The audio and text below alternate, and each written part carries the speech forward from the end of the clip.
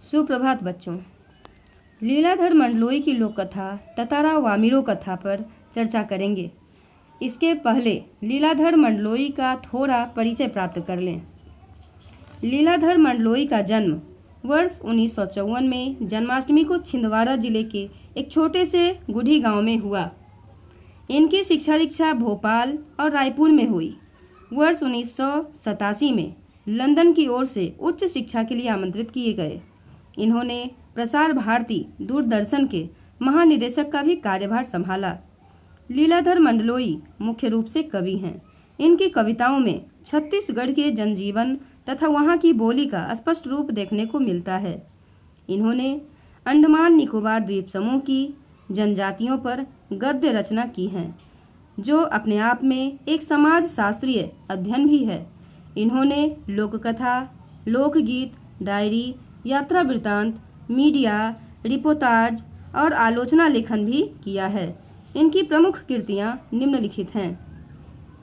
कविता संग्रह घर घर घूमा, रात बिरात, ये बदमस्ती तो होगी, मनवा बेपरवाह, एक बहुत कोमल तान, काला पानी, देखा अनदेखा। लोक कथा में है अंडमान निकोबार की लोक कथा, पहाड़ और परी का सपना। बाल कहानी संग्रह है चांद पर धब्बा, पेड़ बोलते हैं। अब ततारा वामिरो कथा पर एक नज़र डालें। लीलाधर मंडलोई द्वारा अंडमान निकोबार द्वीप समूह की जनजातियों पर लिखा गया गद्य ततारा वामिरो कथा उस द्वीप में विद्वेष की गहरी जड़ों को जड़ से उखाड़ने के लिए एक युगल के आत्म बलिदान को वहाँ के तत्कालीन समाज के निवासी आज भी गर्व और श्रद्धा के साथ याद करते हैं। प्राचीन काल में ये दोनों द्वीप एक ही थे। इनके विभक्त होने की एक कथा प्रस्तुत पाठ में दर्शाई गई है। सदियों पूर्व अंडमान और कार निकोबार दोनों द्वीप आपस में जुड़े हुए थे। वहीं एक सुंदर गांव था पासा, जहां ततारा नाम का एक सुंदर और शक्तिशाली युवक रहा करता था। वह एक नेक और मददगार व्यक्ति था। दूसरों की सहायता करना एवं संपूर्ण द्वीप वासियों की सेवा करना अपना कर्तव्य समझता था। जो भी वक्त मुसीबत में उसका स्मरण करता, वह भागा भागा वहां पहुंच जाता। उसका व्यक्तित्व आकर्षक था। पारंपरिक पोशाक के साथ वह अपने कमर में एक लकड़ी का तलवार सदैव बांधे रहता। उस तलवार में अद्भुत दैवीय शक्ति थी। वह अपने तलवार को कभी अपने से अलग न रखता और न ही दूसरों के सामने उपयोग ही करता। ततारा की तलवार एक विलक्षण रहस्य थी। एक दिन संध्या के समय ततारा समुद्र के किनारे बैठकर प्रकृति का आनंद ले रहा था कि अचानक उसके कानों में रस घोलती हुई एक मधुर गीत सुनाई दी और वह अपना सुध बुध खोता हुआ विह्वल सा उसकी ओर खींचता चला गया। अंततः कुछ दूरी पर एक चट्टान पर बैठकर गीत गा रही एक युवती पर नजर पड़ी, जिसका नाम वामिरो था। वह लपाती गांव की थी। वह युवती ढलती हुई शाम के सौंदर्य में बेसुध एकटक समुद्र की देह पर डूबते आकर्षक रंगों को निहारते गा रही थी, जो श्रृंगार गीत था। उसे ज्ञात ही न हो सका कि उसे कोई युवक निःशब्द निहार रहा है। एकाएक ऊंची लहर उठकर उसे भिगो गई। वह हड़बड़ाहट में गाना भूल गई। इससे पहले कि वह सामान्य हो पाती, उसने अपने कानों में गूंजती गंभीर आवाज़ सुनी, तुमने एकाएक इतना मधुर गाना अधूरा क्यों छोड़ दिया? ततारा विनम्रतापूर्वक कहा। अपने सामने एक सुंदर युवक को देखकर विस्मित हुई और भीतर कोमल भावना का संचार हुआ, किंतु अपने को संयत कर बेरुखी के साथ जवाब दिया, पहले बताओ तुम कौन हो? इस तरह घूरने और असंगत प्रश्न का क्या कारण? ततारा पहले ही अपना सुध बुध खोए हुए था। पुनः अपना प्रश्न दोहराया, तुमने गाना क्यों बंद कर दिया? गीत पूरा करो, सचमुच तुमने बहुत सुरीला स्वर पाया है। युवती ने कहा, यह मेरे प्रश्न का उत्तर न हुआ, सच बताओ। तुम कौन हो? लपाती गांव में कभी तुम्हें देखा नहीं। ततारा सम्मोहित था। युवती की आवाज़ वह सुन न सका। वह पुनः विनयपूर्वक वही शब्द दोहराया, तुमने गाना क्यों रोक दिया? गाओ ना। युवती झुंझलाते हुए निश्चयपूर्वक विरोध करते हुए कड़े स्वर में कहा, ढीठता की हद होती है। मैं परिचय पूछ रही हूँ और तुम एक ही राग अलाप रहे हो। गीत गाओ, गीत गाओ। आखिर क्यों? क्या तुम्हें गांव का नियम मालूम नहीं है? इतना कहकर वह जाने के लिए तेजी से मुड़ी। ततारा को मानो होश आया। अपनी गलती का एहसास हुआ। वह उसके सामने रास्ता रोककर गिड़गिड़ाने लगा, मुझे माफ़ कर दो। जीवन में पहली बार ऐसी विचलित हुआ हूँ। मैं तुम्हारा रास्ता छोड़ दूंगा, बस अपना नाम बता दो। ततारा ने विवशता से आग्रह किया। उसकी आंखें युवती के चेहरे पर केंद्रित थी। उसके चेहरे पर सच्ची विनय थी। वाह मीरो। एक रस घोलती आवाज़ उसके कानों में पहुंची।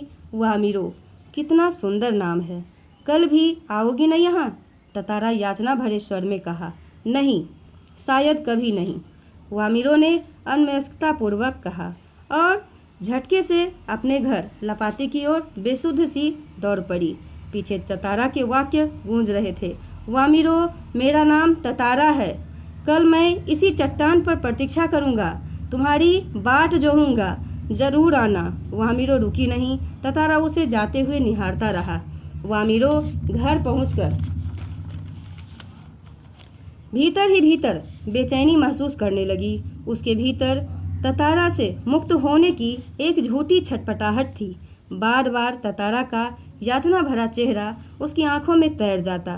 ततारा का व्यक्तित्व कदाचित वैसा ही था जैसा वह अपने जीवन साथी के बारे में सोचती रहती थी, किंतु एक दूसरे गांव के युवक के साथ यह संबंध परंपरा के विरुद्ध था। ततारा बार बार उसकी आंखों के सामने था, निर्निमेष याचक की तरह प्रतीक्षा में डूबा हुआ। किसी तरह रात बीती। दिन ढलने के काफ़ी पहले ततारा लपाती की उस समुद्री चट्टान पर पहुंच गया। एक एक पल पहाड़ की तरह भारी था। सहसा नारियल के झुरमुटों में घबराहट में अपने को छुपाते हुए तेज कदमों से बढ़ती हुई ततारा के सामने आकर ठिठक गई। दोनों शब्दहीन थे। कुछ था जो दोनों के भीतर बह रहा था। अंधेरा बढ़ रहा था। अचानक वामिरो कुछ सचेत हुई और घर की तरफ दौड़ पड़ी। ततारा अब भी कहीं खड़ा था, निश्चल, निःशब्द, शब्दहीन। यह प्रक्रिया निरंतर चल रही थी। वामिरो और ततारा दोनों परंपरा के विरुद्ध जाकर मिलने लगे। मूर्तिवत एक दूसरे को निर्निमेष ताकते रहते। अफवाहें फैलती रही, किंतु दोनों अलग गांव के थे, इसलिए संबंध संभव ही नहीं हुआ था। कुछ समय बाद पासा गांव में पशु पर्व का आयोजन हुआ। पशु पर्व में हिष्ट पुष्ट पशुओं के प्रदर्शन के अतिरिक्त पशुओं से युवकों की शक्ति परीक्षा प्रतियोगिता भी होती है, किंतु ततारा का मन इन कार्यक्रम में तनिक न था। उनकी व्याकुल आंखें वामिरो को ढूंढने में व्यस्त थी कि नारियल के झुंड से वामिरो भयवश सामने आने से झिझक रही थी। उसकी आंखें तरल थी। ततारा को देखते ही वह फूट फूट कर रोने लगी। ततारा विह्वल हुआ। वह किंग कर्तव्य विमूढ़ था। वामिरो की रोने की आवाज़ ऊंची होती जा रही थी, जिसे देखकर उसकी माँ आग बबूला हो उठी। उसने ततारा को तरह तरह से अपमानित किया। गांव के लोग भी ततारा के विरोध में आवाज़ उठाने लगे। यह ततारा के लिए असहनीय था। वामिरो का दुख उसे और गहरा कर रहा था। अनायास उसकी हाथ उस लकड़ी के तलवार पर गई। जब कोई उपाय न सूझा तो क्रोध का शमन करने के लिए उसने शक्ति भर उसे धरती में घोंप दिया और ताकत से उसे खींचने लगा।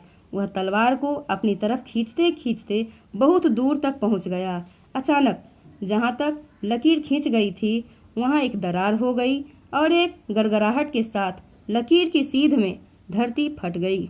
द्वीप दो टुकड़ों में विभक्त हो गया। दोनों द्वीपों में 96 किलोमीटर की दूरी आ गई। दोनों के मुंह से सिर्फ एक ही चीख उभर कर डूब रही थी। वामिरो वामिरो वामिरो, ततारा ततारा ततारा। दोनों प्रेमी परिवार से एक तरफ विलग हो गए। लोगों ने उसे ढूंढने का बहुत प्रयास किया, किंतु कोई सुराग न मिल सका। इस दुर्घटना ने द्वीपवासियों को ऐसी परंपराओं की निरर्थकता का एहसास कराया और उन्होंने इस रूढ़ि को तोड़ दिया। निकोबारी इस घटना के बाद दूसरे गांवों में भी वैवाहिक संबंध करने लगे। निकोबारियों का मत है कि ततारा के तलवार से दोनों द्वीपों अंडमान और कार निकोबार के टुकड़े हुए। वास्तव में यह कथा मानव समाज की उन कमियों को उजागर करती है जिसके कारण समाज आज असंख्य टुकड़ों में बटा है। धन्यवाद।